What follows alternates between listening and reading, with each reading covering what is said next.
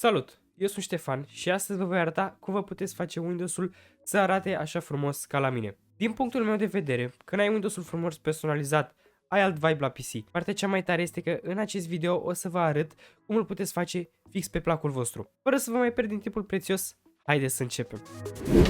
În primul rând vreau să vă arăt o aplicație.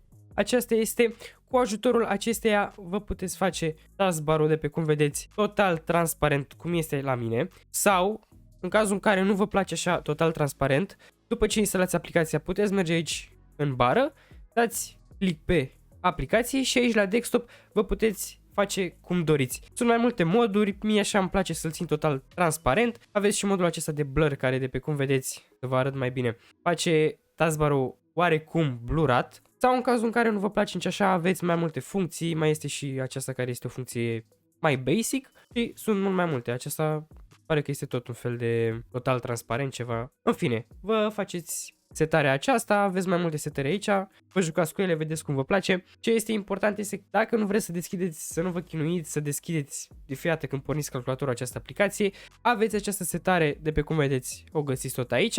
Probabil o să o aveți de bifată, bifați-o, o să vă pună probabil să acceptați ceva. Această setare pornește automat aplicația când porniți calculatorul și în acest fel nu vă mai chinuiți. A doua chestie pe care vreau să vă arăt este legată de wallpaper. Consider că wallpaper-ul este un aspect foarte important. De pe cum vedeți, eu am un wallpaper animat. O să vă arăt mai încolo cum îl puteți face și voi la fel animat, însă pentru a face acest lucru o să aveți nevoie de o aplicație pe care o găsiți pe Steam, se numește Wallpaper Engine, de pe cum puteți observa este cu bani, costă 4 euro, însă în cazul în care nu aveți sau nu vreți să dați bani pe această aplicație sau nu mai știu eu ce, nu este obligatoriu să aveți un wallpaper animat. Puteți intra frumos pe Chrome, scrieți aici Wallpaper, în cazul în care preferați o culoare, de pe cum puteți observa, eu am oarecum o temă la Windows, adică tema asta alb și negru, mi-am pus mai multe chestii alb și negru pe aici. În cazul în care vreți să faceți la fel, să vă faceți o temă, să zicem, nu știu, vreți mov, scrieți aici wallpaper și culoarea pe care o preferați, să zicem, uite, cum ar fi, eu îmi doresc acum un black, da? Căutăm wallpaper black. Și vedeți, mergem la images și aveți aici mai multe wallpaper-e. Important, zic eu, ar fi să aibă și o calitate destul de ok, pentru că dacă e o calitate aiurea, să zicem că e o rezoluție foarte mică, o să arate foarte urât. Punem și rezoluția, acum depinde ce monitor aveți, dacă aveți unul 4K puneți 4K, dacă aveți unul Full HD puneți Full HD, căutați în funcție de monitor. Încercați să căutați oricum, ideea este să căutați o calitate cât mai înaltă. Uite, asta de exemplu, aici puteți vedea și rezoluția, asta este o rezoluție foarte mică, chiar dacă noi am căutat Full HD ne-a dat o rezoluție foarte mică. Încercați să găsiți rezoluții cât mai mari, 1920p, 1080 în sus. Acum vreau să trecem la aplicația pe care v-am prezentat-o mai înainte, de pe cum puteți observa am intrat deja în ea. O descărcați frumos și la început o să vă întrebe niște chestii, ce frame rate vreți să aveți la wallpaper și mai multe de astea. Setați în funcție de ce calculator aveți, dacă aveți unul mai slab puneți un frame rate mai mic, dacă aveți unul mai puternic și vreți să se vadă mai smooth, să se vadă mai frumos, puneți mai multe FPS-uri. După ce ați făcut acest lucru, o să aveți aici niște wallpaper-e deja de la aplicație, însă dacă vreți mai multe și vreți să vă descărcați sau instalați mai multe, mergeți aici la workshop și aici aveți o multitudine, aveți o grămadă, de pe cum puteți observa aici e 1000, cred că sunt și mai mult de 1000 dacă nu mă înșel. Nu, probabil atâta suportă aici să arate. În fine, mergeți la search, căutați la fel culoarea sau ce vreți voi, zicem că vreți un wallpaper cu o pisică.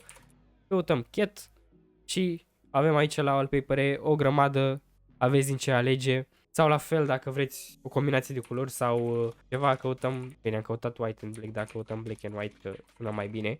Deci căutăm black and white și vedeți că avem o multitudine de wallpaper-e. Deja o să puteți observa că Windows-ul arată mult mai bine, este mult mai personalizat, arată într-un alt fel. Însă nu ne oprim aici, o să vă arăt încă două chestii pe care le puteți face. Una dintre ele include aceste aplicații, de pe cum vedeți la mine sunt la jumătate. Chestia asta o găsiți pe Windows 11, însă eu am Windows 10, în cazul în care aveți Windows 11 probabil nu va mai fi necesar să faceți această setare, însă în cazul în care aveți ca mine Windows 10, o să vă arăt un trick prin care vă puteți pune aplicațiile aici la jumătate. De pe cum puteți observa, mi le-am pus așa cum erau înainte.